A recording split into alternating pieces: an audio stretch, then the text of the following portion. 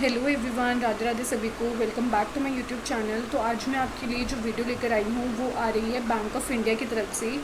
ये अपनी जो एप्लीकेशन इनवाइट कर रही है ये 30 जून से कर रही है, that is from tomorrow onwards. And जो इसकी लास्ट डेट होगी एप्लीकेशन की वो होगी 20 जुलाई 2026। तो मेक श्योर करिएगा कि आप इससे पहले अप्लाई कर लें, 20 जुलाई से पहले।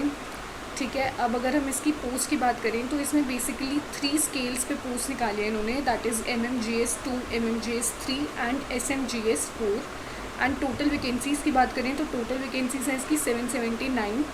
और एलिजिबिलिटी क्राइटेरिया क्या रहने वाला है, क्या आपकी सैलरी रहने वाली है, वो सब जानने के लिए वीडियो के एंड तक ज़रूर बने रहिएगा, सो दैट आपको पता चल सके कि कैसे अप्लाई करना है, क्या सैलरी रहेगी आपकी और क्या मोड ऑफ़ सिलेक्शन रहने वाला है। इन सब चीज़ों के लिए वीडियो को एंड तक ज़रूर देखना। तो चलिए स्टार्ट करते हैं वीडियो को। तो जैसे कि मैंने आपको बताया, यहाँ पे तीन स्केल्स में निकाली गई हैं। टोटल वैकेंसीज़ जो हैं वो 779 हैं। और अगर हम MMGS 2 की बात करें तो टोटल वैकेंसीज़ इसमें 677 हैं। MMGS 3 के लिए 61 है एंड SMGS 4 के लिए 41 है। और ये कैटेगरी वाइज भी दे रखा है आपको, तो ये आप अपनी कैटेगरी के अकॉर्डिंग देख लेना कि कितनी सीट्स अवेलेबल हैं। ठीक है, उसके बाद अगर हम बात करें तो पे स्केल क्या रहने वाला है। पे स्केल फॉर MMGS 2 के लिए आपका 64,820 बेसिक पे रहेगा। इसके बाद आपके अदर अलाउंसेस जुड़ के आपकी अप टू 1 लाख रुपीज़ तक सैलरी हो जाती है इसमें। एंड जो आपका प्रमोशन होगा वो अप टिल 93,960 तक आपका प्रमोशन यहाँ पे रहेगा फॉर MMGS स्केल 2। ठीक है, अगर हम MMGS स्केल 3 की बात करें तो इसमें आपका बेसिक पे रहने वाला है 85,920 और प्रमोशन के बाद आपका इसमें हो जाएगा 1,05,280 रुपीज़। ठीक है, और SMGS 4 स्केल के लिए आपका जो बेसिक पे रहेगा स्टार्टिंग में वो रहेगा 1,02,300 रुपीज़ अप टिल 1,20,940। ठीक है, काफ़ी अच्छा पे इसके लिए प्रोवाइड कर रही है। अगर हम एलिजिबिलिटी क्राइटेरिया की बात करें तो एलिजिबिलिटी क्राइटेरिया की 1 जुलाई 2026 तक देख रहे हैं। ठीक है, एलिजिबिलिटी क्राइटेरिया की हम आगे बात करेंगे कि कैसे कैसे क्या रहेगा अलग अलग पोस्ट के लिए। यहाँ पे देखो, अगर आप देखोगे तो सब पोस्ट के लिए अलग अलग है, ये हम अभी डिटेल में बात करेंगे। तो अगर हम अभी इसकी बात करें तो आप नेशनल होने चाहिए, सिटीज़न होने चाहिए इंडिया के। ठीक है, और इसकी बात कर लेते हैं एजुकेशनल क्वालिफ़िकेशन की बात। तो एजुकेशनल क्वालिफ़िकेशन भी एजुकेशन क्वालिफ़िकेशन भी अभी हम आगे देखेंगे। वो एनेक्शन में इन्होंने दे रखा है, यहाँ पे इन्होंने मेंशन कर रखा है कि एनेक्शन 1 में सारा मेंशन है eligibility criteria.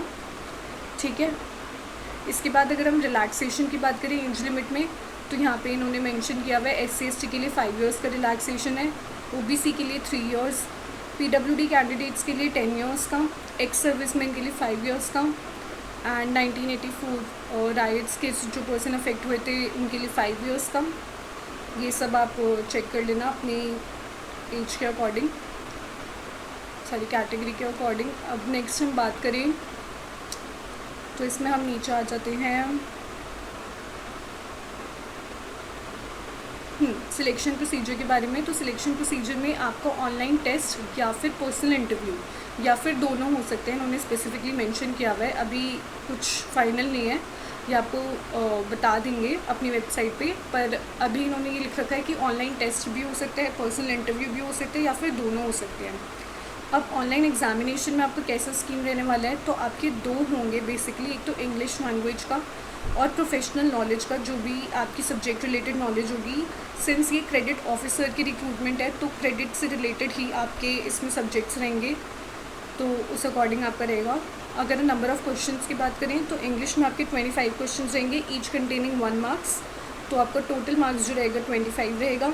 And for professional knowledge 100 questions रहेंगे, 100 मार्क्स के, each containing 1 marks and total आपका जो मैक्सिमम मार्क्स होंगे वो 125 होंगे एंड 125 क्वेश्चंस होंगे।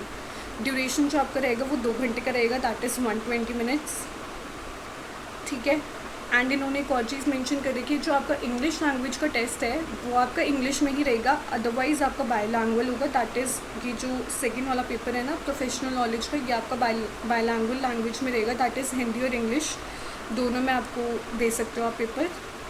ठीक है। और इसमें मिनिमम क्वालिफाइंग मार्क्स भी इन्होंने मेंशन कर रखा है, दैट इज़ आपको 35% तो चाहिए ही चाहिए और ये एग्ज़ाम क्लियर करने के लिए for general and EWS candidates.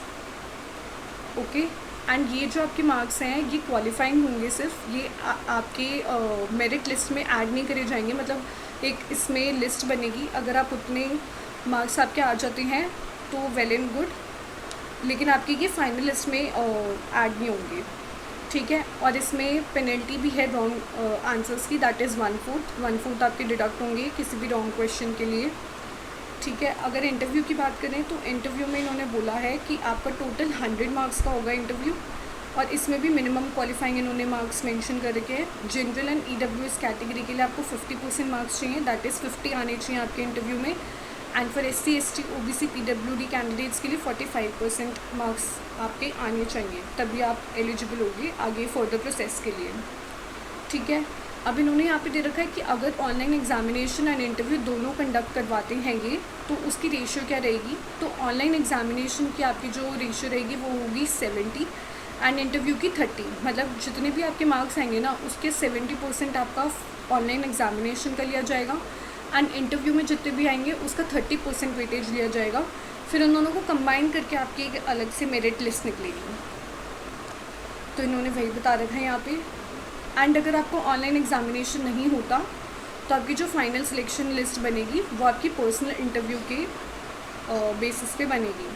और यहाँ पे मैक्सिमम मार्क्स अगेन उन्होंने मेंशन कर रखा है कि इंटरव्यू के लिए 100 है, वो तो ऊपर आपको बता दिया था मैंने।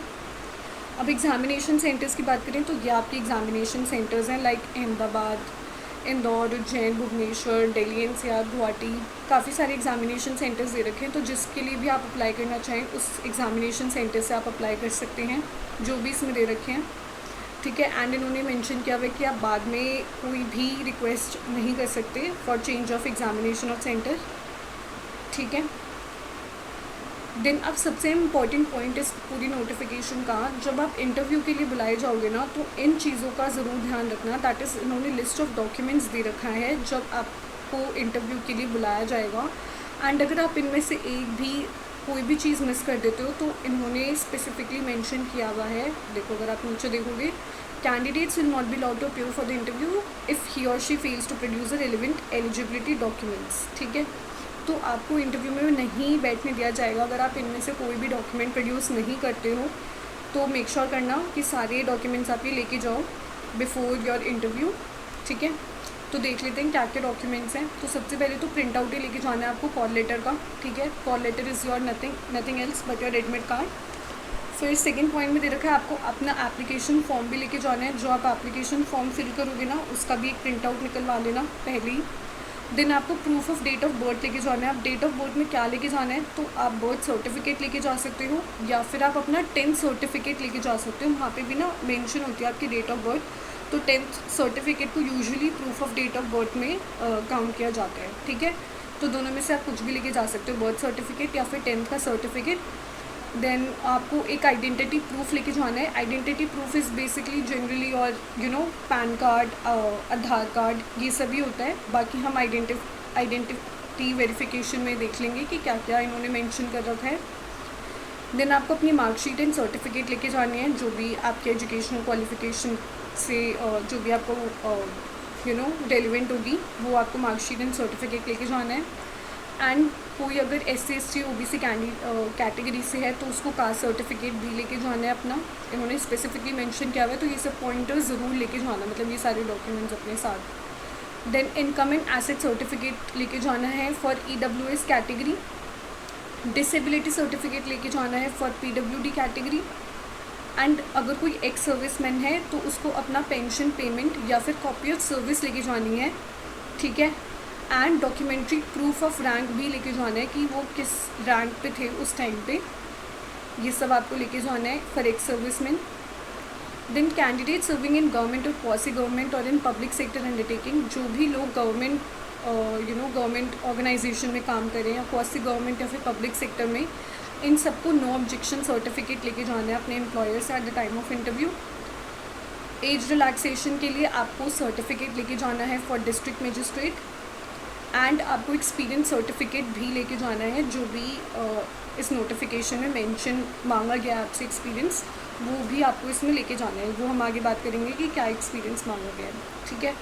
सो ये सारे डॉक्यूमेंट्स थे जो आपको लेके जाने हैं, तो मेक श्योर करना ये एक बारी इंटरव्यू कॉल से पहले ये सारे डॉक्यूमेंट्स आप एक जगह रख लेना, सो दैट मिस ना हो आपसे कुछ भी, ठीक है। देन इसके बाद अगर हम बात करें तो आइडेंटिटी वेरिफिकेशन, तो देख लेते हैं इसमें क्या मांगा गया। कि यहाँ पे था ना आपका सेकंड पॉइंट, थर्ड पॉइंट है आपका फ़ोटो आइडेंटिटी प्रूफ। तो फ़ोटो आइडेंटिटी प्रूफ में आपका क्या क्या एलिजिबल है, मतलब आप क्या लेके जा सकते हो। तो पैन कार्ड, पासपोर्ट, इनमें से कोई भी एक लेके जाना है, सारा मत ले जाना, एक ले जाना है इसमें से कोई भी। Permanent driving licence, voter card, bank passbook with photograph, photo identity proof issued by gazetted officer, people representative along with a photograph, या फिर identity card issued by recognise college और इन यूनिवर्सिटी, या फिर आप आधार कार्ड लेके जा सकते हो, और एम्प्लॉय आईडी। ये सब आपको लेके जाना है, इनमें से कोई भी एक चीज़ ले जाना। और इसमें यहाँ पे ये भी स्पेसिफिकली मेंशन किया हुआ है कि आपका राशन कार्ड या फिर लर्नर्स ड्राइविंग लाइसेंस ये एक्सेप्ट नहीं किया जाएगा एज वैलिड आईटी प्रूफ, तो इस चीज़ का भी ध्यान रखना। एंड ऑल्सो इन्होंने एक चीज़ और मेंशन की है कि जब आपको अपने टेस्ट देने जाओगे तो आपका थंब इम्प्रेशन या फिर आपकी आई को कैप्चर किया जाएगा फॉर वेरिफिकेशन पर्पस। तो बस इन्होंने यही मेंशन किया हुआ है। देन एग्ज़ाम रिलेटेड इंस्ट्रक्शंस भी इन्होंने अभी पहले ही दे दिए हैं कि क्या क्या आपको इंस्ट्रक्शंस फॉलो करने हैं, तो ये आप पढ़ लेना, बहुत नॉर्मल दिया हुआ है ये। अगर कोई आपको डाउट हो तो आप कमेंट बॉक्स में पूछ सकते हो, बाकी ये सब नॉर्मल ही है, ये आप एक बार ही पढ़ लेना। देन अगर हम बात करें कि आपको कैसे अप्लाई करना है, तो अप्लाई करने का प्रोसेस भी बहुत सिंपल दे रखा है। एप्लीकेशन रजिस्ट्रेशन, दैट इज़ आपको फर्स्ट रजिस्टर करना है इनकी साइट पे जाके, देन फ़ी पे करनी है एंड ये सारे डॉक्यूमेंट्स आपको अपलोड करने हैं, that is your photograph, signature, left thumb impression, hand written declaration and relevant experience and certificate, ठीक है। एंड जो ऑनलाइन डेट है ये तो मैंने आपको बता ही दिया था, दैट इज़ कल से आपकी शुरू हो रही है ये 30 जुलाई से, 30 जून से, एंड 20 जुलाई है इसकी लास्ट डेट है, ठीक है। अब इन्होंने कुछ इंपॉर्टेंट पॉइंट्स बताए हैं रजिस्ट्रेशन से पहले, इन पॉइंट्स को ज़रूर पढ़ लेना, ठीक है। देन अगर हम फ़ीस की बात करें तो फ़ीस SC ST PWD के लिए 175 है and for general and other category 850 आपकी इसमें फ़ीस रहने वाली है, ठीक है। एप्लीकेशन प्रोसीजर भी इन्होंने यहाँ पे मेंशन कर रखा है, ये इनकी ऑफिशियल वेबसाइट है, दैट इज़ www.bankofindia.bank.in। यहाँ पे जाके आप अपना अप्लाई करोगे। इन्होंने सारे स्टेप्स दे रखे हैं कि आपको कैसे कैसे अप्लाई करना है। अगर इसमें भी आपको कोई डाउट आता है तो आप कमेंट बॉक्स में पूछ सकते हैं मुझसे, ठीक है। देन ये कुछ गाइडलाइंस दे रखी हैं कि आपको कैसे डॉक्यूमेंट्स अपलोड करने हैं, ठीक है, कैसे स्कैन और कैसे अपलोड करने हैं। फॉर एग्जांपल आपको इतने साइज़ का करना है, इस कलर में होना चाहिए, ये सब इन्होंने मेंशन कर रखा है। इसके लिए मैंने एक डिटेल वीडियो बना रखी है SBI PO की डूज़ एंड डोंट्स करके, तो आप वो वाली वीडियो चेक कर सकते हो कि कैसे कैसे आपको क्या करना चाहिए वाइल अपलोडिंग ऑफ फोटोग्राफ और सिग्नेचर, ठीक है। और अगर आप इसके लिए स्पेसिफिकली वीडियो चाहते हैं तो मैं इसके लिए स्पेसिफिकली अलग से एक वीडियो ले आऊँगी कि dos and don'ts while uploading your all these documents. तो एक बार वो वीडियो जाके चेक कर लेना, मैं डिस्क्रिप्शन में अटैच कर दूँगी उसका लिंक,